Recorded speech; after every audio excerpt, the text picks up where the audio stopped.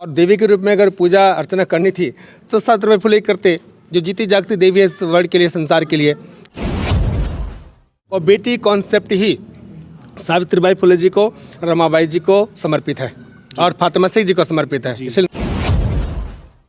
दोस्तों, जय भीम, नमो बुद्धाय। मिलेंद्र गौतम मैं हूं आज मोहन नगर में, और मोहन नगर में आज माता सावित्रीबाई फुले जी का 193 यानी 193वें जन्मदिन यहाँ पर मनाया गया। मैं बिल्कुल बताना चाहूँगा, सावित्रीबाई फुले थीं जिनको शोषण बहुत सहन करना पड़ा, और उनके पति ने उनको पढ़ाया लिखाया और देश की पहली अध्यापिका बनाया।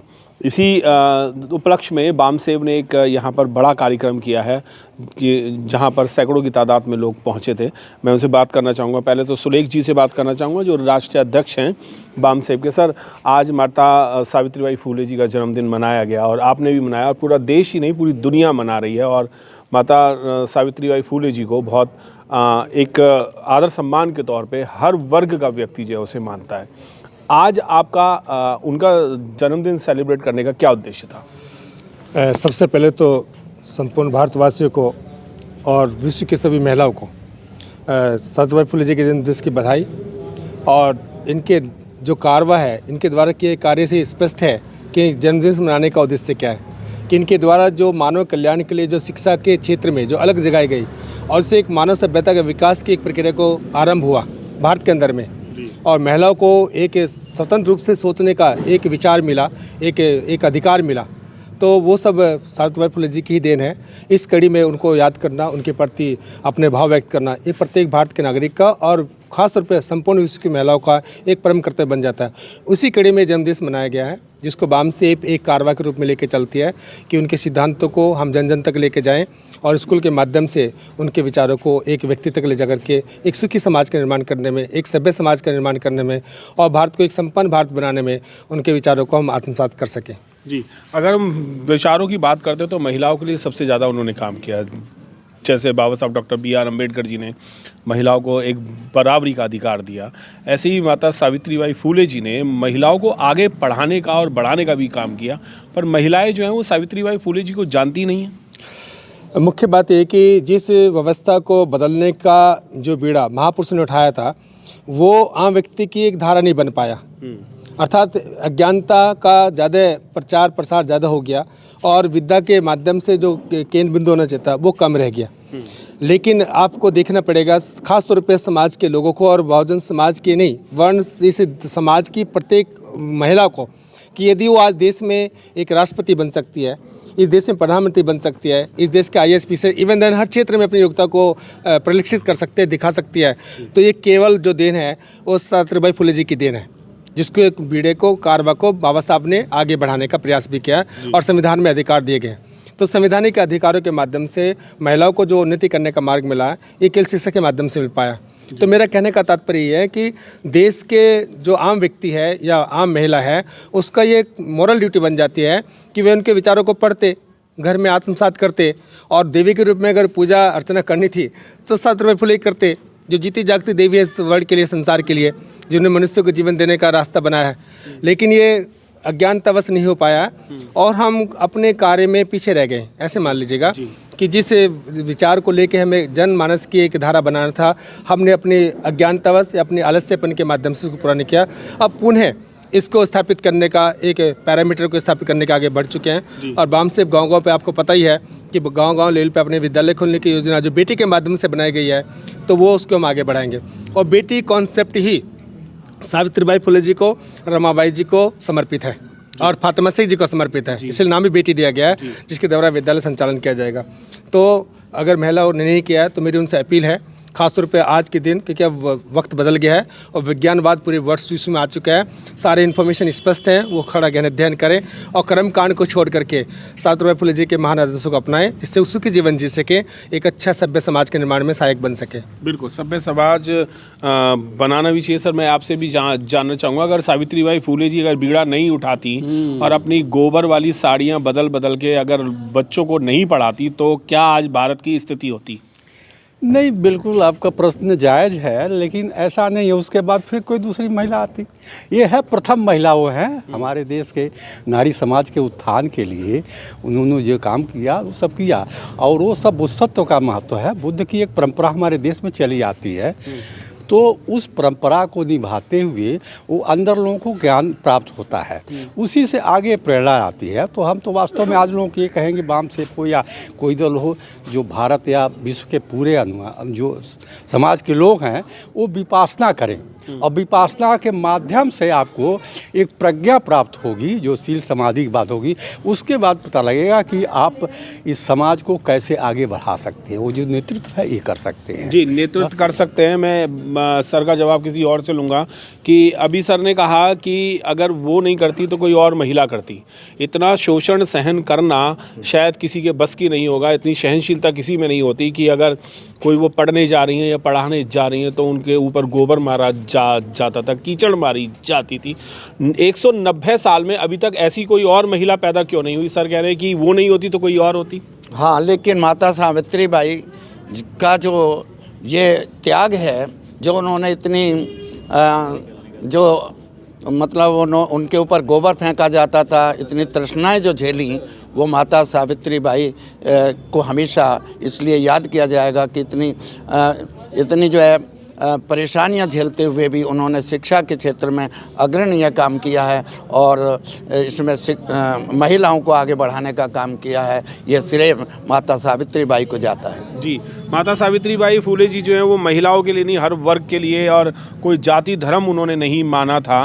पर ओबीसी समाज से होते हुए भी ओबीसी समाज उन्हें मानता नहीं है और जानता भी नहीं है। सबसे बड़ी जो दुविधा है वो समाज की ये है कि ओबीसी समाज क्यों नहीं मानता, क्योंकि वो इतिहास को नहीं जानना चाहते, इतिहास को नहीं पढ़ते, और इतिहास को नहीं पढ़ने के कारण ही ओबीसी समाज माता सावित्रीबाई फुले जी या हमारी फातिमा शेख जी या अन्य जो महान पुरुष जो बहुजन समाज में पैदा हुए हैं उनके बारे में वो सब लोग नहीं जानते। और उनको जो एक व्यवस्थावादी लोग हैं, जो जिन्हें हम मनुवादी भी कहते हैं, तो जो मनुवादी व्यवस्था वाले जो लोग हैं उन्होंने अपनी व्यवस्था में ऐसे ओबीसी समाज को जकड़ लिया है कि वो हम पर ही उल्टा प्रहार कराते हैं और हमारी बहन बेटी, हमारी आबरू इज्जत को जो है नष्ट कराते हैं, ख़त्म कराते हैं। तो ये ओबीसी समाज जो उनकी जकड़ में, उनकी गिरफ्त में है, और उनकी गिरफ्त में होने का कारण, मेन कारण वो यही है कि उन्होंने जो अपनी व्यवस्था उन पर थोपी हुई है वो उस व्यवस्था से बाहर नहीं निकल पा रहे हैं, उस व्यवस्था को छोड़ना भी नहीं चाहते हैं।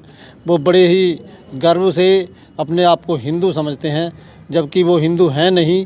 उन्होंने आज तक अपने आप को, अपने इतिहास को जाना नहीं, ना अपने आप को उन्होंने दलित माना, ना उन्होंने अपने आप को एससी माना, ना दूसरे चीज़ों पे ध्यान दिया। और शिक्षा पे भी पुरजोर प्रयास उन्होंने नहीं किया, क्योंकि शिक्षा के क्षेत्र में भी ओबीसी समाज बहुत पीछे है। हालांकि अब फिर से जो है प्रयास चल रहा है, वो पढ़ रहे हैं, लिख रहे हैं, बहुत बच्चे IAS PCS की लाइन में आए हैं, लेकिन वो शिक्षा के क्षेत्र में अभी भी बहुत पीछे हैं। और उनके मन में एक पीड़ा और अलग से पैदा हो गई है कि भाई ये जो हमारा SC समाज है, इस SC समाज में जो जाटो लोग जो ज़्यादा हैं, ये आगे आए हैं, तो वो शिक्षा के क्षेत्र से आए हैं। तो बिल्कुल ये बात तो है जो पढ़ेगा लिखेगा वो आगे बढ़ेगा। बाबा साहब ने भी कहा था कि शिक्षा वो शेरनी का दूध है, जो पिएगा वही दहाड़ेगा। सर, बामसेप कितना दहाड़ रही है इस शिक्षा के क्षेत्र में? अब शिक्षा के क्षेत्र में दहाड़ी थी, दहाड़ने का ही एक परिणाम था। मायावती उत्तर प्रदेश की मुख्यमंत्री बनी, और उस दहाड़ने का ही एक नतीजा है जो देश की जो है ना शेड्यूल ट्राइब की जो है ना महिला राष्ट्रपति बनी, या शेड्यूल कास्ट के जो है ना राष्ट्रपति बने, वो उस दहाड़ने का ही एक नतीजा है।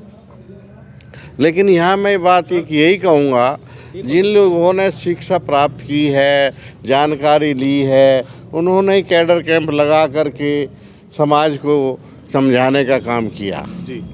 लेकिन काशीराम जी का जो टाइम था वो एक कैडर वाला समय था, वो समझाते थे। लेकिन जब से जो है ना पार्टी बनी है, उन्होंने कैडर लगाना बंद कर दिया, तो समाज में जानकारी देनी बंद कर दी।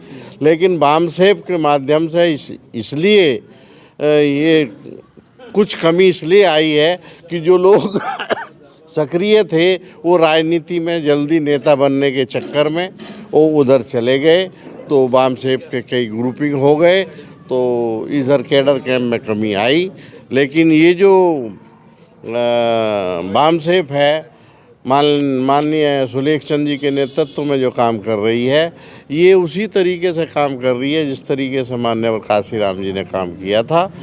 और ये कैडर कैंप लगा के लोगों को जो है पुनः विशेष रूप से ओबीसी के लोगों को जागृत करने का काम कर रही है। जी, ओबीसी नहीं, हर वर्ग के व्यक्तियों को बामसेफ जो है वो जगाने का काम कर रही है। सुलेख जी, मैं एक बार और आपके पास ये जानने की कोशिश करूँगा कि आपके जो कैडर कैंप होते हैं वो कितने सालों में होते हैं, या कितने महीनों में होते हैं, या कितने हफ्तों में होते हैं, और किस किस शहरों में कब कब होते हैं? जैसे कि आप जानते हैं कि बामसेफ की परिभाषा में ही उसका कैडर कैंप छुपा हुआ है। बामसेफ का पूरा नाम the all India backward SC/ST OBC and minorities communities employees federation है। तो इनके एजुकेशन लेवल को और उनकी सजगता को बढ़ाना हमारा मूल कर्तव्य बन जाता है। तो कैडर कैंप तो बेसिक कॉन्सेप्ट है बामसेफ का, क्योंकि मास बेस, कैडर बेस और ब्रॉड बेस, ये 3 कॉन्सेप्ट बामसेफ काम करता है। मीटिंग के माध्यम से लोगों को जागृत करना और कैडर के माध्यम से कार्यकर्ताओं को स्थापित करना, और जिसका जो देश का नेतृत्व करने में सहायक बनते हैं।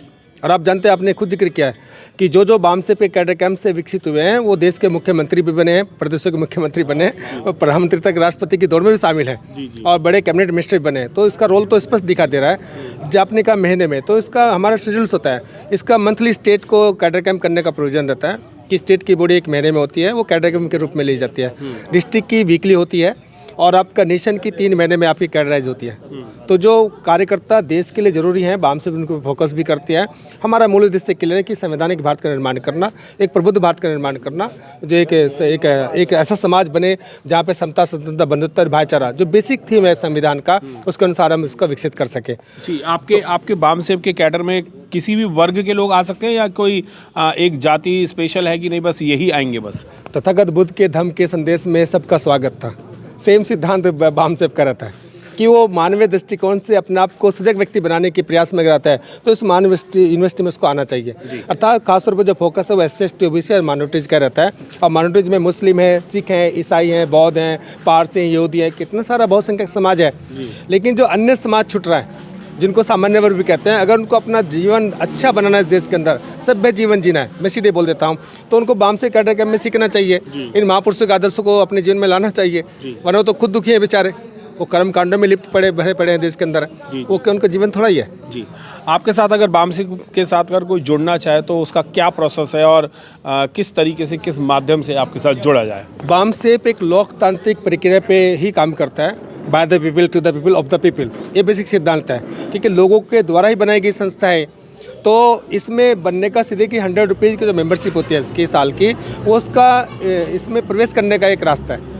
उसके बाद तो उसको कैडराइज किया जाएगा, और वो कितना अच्छा कार्य देश के लिए कर सकता है, समाज के लिए कर सकता है, उसको एक लेवल तय किया जाता है। और लेवल करने के बाद उसको स्टेट में और नेशन में आगे भेज दिया जाता है।